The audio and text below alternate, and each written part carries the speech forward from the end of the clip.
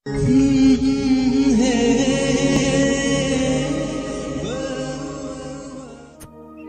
যদি ভালোবাসো তাহলে হাজার ব্যস্ততার মাঝেও তাকে একটু সময় দিও।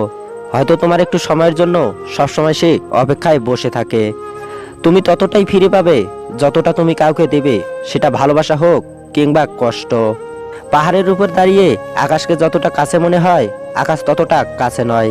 ঠিক তেমনি কোনো মানুষকে যতটা আপন মনে হয়, আসলে সে ততটা আপন নয়।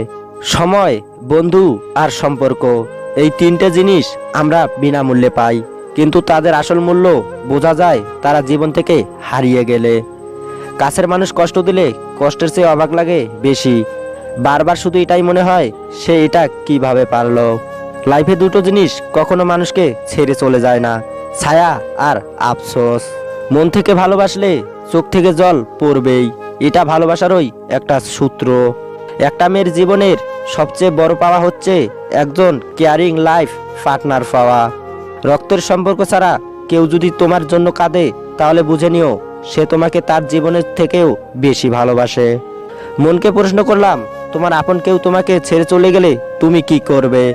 মন বলল, যে আপন সে কখনো ছেড়ে চলে যায় না, আর যে যায় সে কখনোই আপন ছিল না।